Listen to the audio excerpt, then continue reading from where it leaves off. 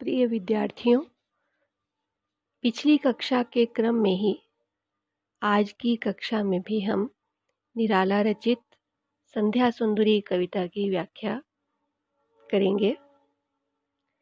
व्योम मंडल में जगती तल में सोती शांत सरोवर पर उस कमलिनी दल में सौंदर्य गर्विता सरिता के अति विस्तृत वक्षस्थल में धीर वीर गंभीर शिखर पर हिमगिरी अटल अचल में उत्ताल तरंगा घात प्रलय घन गर्जन जलधि प्रबल में क्षिति में जल में नभ में अनिल अनल में सिर्फ एक अव्यक्त शब्द सा चुप चुप चुप है गूंज रहा सब कहीं और क्या है कुछ नहीं।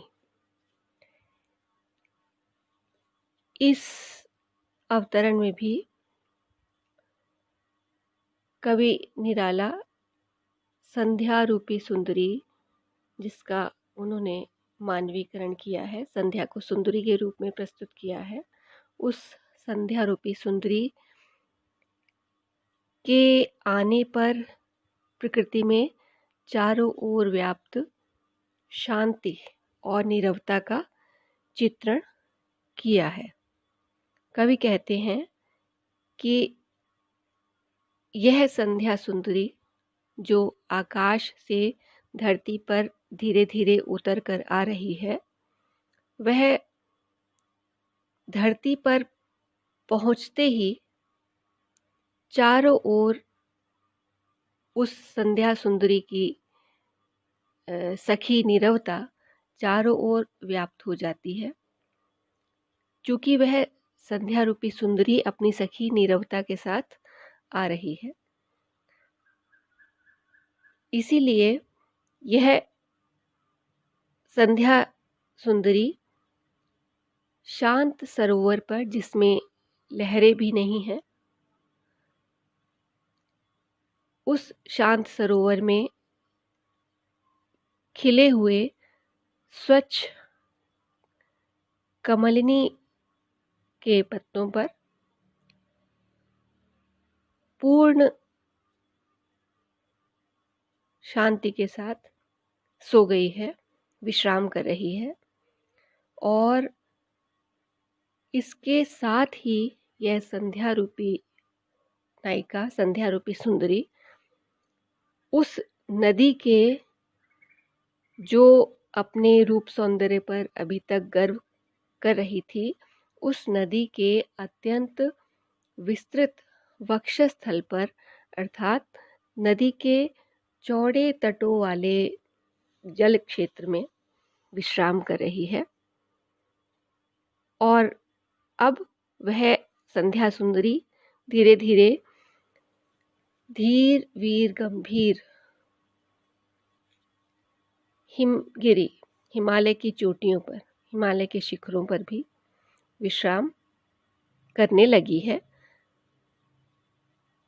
और उसके बाद वह संध्या सुंदरी अपनी ऊंची ऊंची तरंगों के आघात से भयंकर गर्जना करने वाले बादलों के समान उस विशाल सागर में भी विश्राम करने लगी है। अर्थात यह संध्या सुंदरी जो आकाश से उतरी थी, धरती पर धीरे धीरे आई थी, वह संध्या सुंदरी अब धरती पर उतरकर नदी के जल प्रवाह में, नदी पर, हिमालय पर्वत की ऊंची चोटियों पर और ऊंची ऊंची लहरों वाले विशाल सागर पर भी विश्राम करने लगी है। इस तरह से संपूर्ण पृथ्वी पर, अर्थात जल राशि में भी है, जल में भी है, आकाश में भी है, वायु में भी है, अर्थात संपूर्ण सृष्टि में, पूरे संसार में यह संध्या सुंदरी विश्राम करती हुई सी प्रतीत हो रही है। अर्थात जिस तरह से संध्या काल के आने पर, संध्या होने पर सब तरफ एक मौन, एक शांति छा जाती है, सब तरफ एक नीरवता छा जाती है, एक निस्तब्धता छा जाती है। उसी तरह कवि ने इस नीरवता को, इस शांति को, इस निस्तब्धता को इस रूप में कल्पित किया है कि यह संध्या सुंदरी आकाश से उतरकर धरती पर आते ही थक गई है और चारों ओर, चाहे वो नदी हो, चाहे वो पृथ्वी हो, चाहे वो हिमालय की ऊंची चोटियां हो और चाहे वो सागर की ऊंची लहरें हो, सब ओर छाकर यह संध्या सुंदरी विश्राम करने लगी है। और इस समय संपूर्ण सृष्टि में केवल एक ही शब्द चुप का गूंज रहा है। इसके अतिरिक्त अन्य कोई ध्वनि इस पृथ्वी में, जल में, आकाश में कहीं भी कोई ध्वनि नहीं सुनाई दे रही है। सर्वत्र एक शांति की व्याप्ति हो गई है। इस तरह से हम देखते हैं कि इन पंक्तियों में निराला ने इस सामान्य तथ्य की संध्या के होने पर, संध्या काल आने पर सब ओर एक शांति छा जाती है। दिन भर की सारी हलचल समाप्त हो जाती है। इसका कवि की कल्पना के अनुसार सुंदर चित्रण किया है। मदिरा की वह नदी बहाती आती, थके हुए जीवों को वह सस्नेह प्याला एक पिलाती, सुलाती उन्हें अंक पर अपने, दिखलाती फिर विस्मृति के यह कितने मीठे सपने। अर्ध रात्रि की निश्चलता में हो जाती वह लीन, कवि का बढ़ जाता अनुराग, विरहाकुल कमनीय कंठ से आप निकल पड़ता तब एक विहाग। इन पंक्तियों में कवि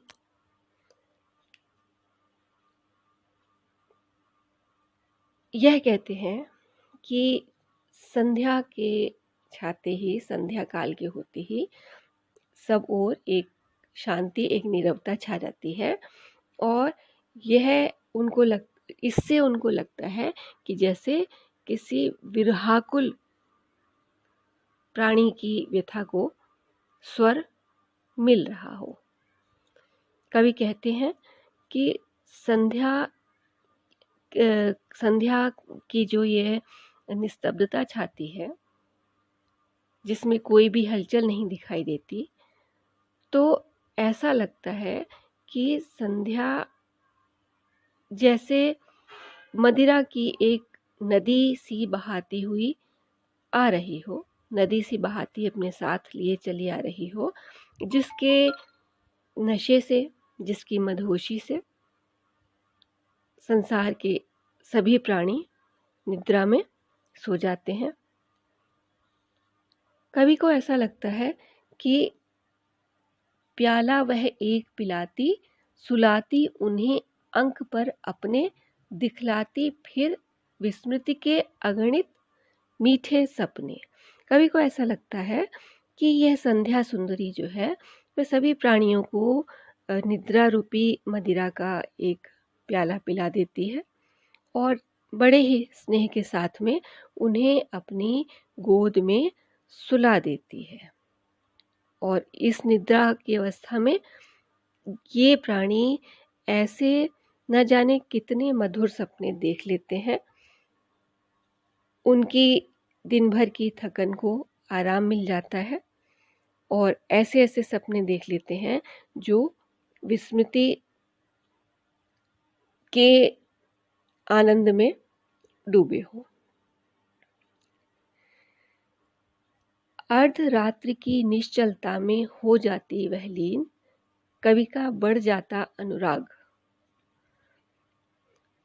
विरहाकुल कमनीय कंठ से आप निकल पड़ता तब एक विहाग। कवि आगे कहते हैं कि यह संध्या रूपी सुंदरी उस शांत वातावरण में एकदम डूब जाती है, लीन हो जाती है और स्वयं भी प्राणियों को सुलाने के साथ साथ स्वयं भी जैसे सो जाती है। अतः जिससे कि सारे परिवेश में, पूरी प्रकृति में एक निस्तब्धता छा जाती है। ऐसे अवसर पर कवि के हृदय में प्रेम भाव का उद्रेक होता है और तब कवि के उस विरह से व्याकुल कंठ से स्वतः ही अपने आप ही रात्रि के अंतिम प्रहर की लालिमा का सूचक विरह गीत फूट पड़ता है। स्वतः ही एक विरह गान निकल पड़ता है। अर्थात रात्रि के अंतिम प्रहर में उषा काल की लालिमा धीरे धीरे आकाश में छाने लगती है और उसी समय कवि के स्वानुभूति के कारण कवि विरहाकुल है और उसकी स्वानुभूति में उसी समय मधुर भावों से युक्त एक गान फूट पड़ता है, एक कविता फूट पड़ती है। तो यहाँ पर इन पंक्तियों में कवि ने चित्रित किया है कि जो संध्या सुंदरी है वो पूरे संसार को विश्रांति प्रदान करने वाली है, पूरे संसार की थकान को मिटा देने वाली है। और ये थकान मिटती हुई देखकर ऐसा लगता है कि जैसे संसार, संपूर्ण सृष्टि एक मदिरा के नशे में, मदिरा की नदी जो संध्या अपने साथ बहा कर लाई है, उस मदिरा की नदी के मदिरा की नदी के पान से संसार के सारे प्राणी एक मादकता युक्त निद्रा में सो जाते हैं, नींद में सो जाते हैं और अपनी सारी थकान को भुला देते हैं। और उस सुप्तावस्था में, उस सोने की अवस्था में सभी लोग ऐसे मीठे सपने देखते हैं जो यथार्थ में जिन सपनों की वह कल्पना करते हैं। और इससे वे सभी प्राणी अगले दिन के काम के लिए, अगले दिन की हलचल के लिए फिर से एक नए उत्साह के साथ नए दिन का प्रारंभ कर सकते हैं।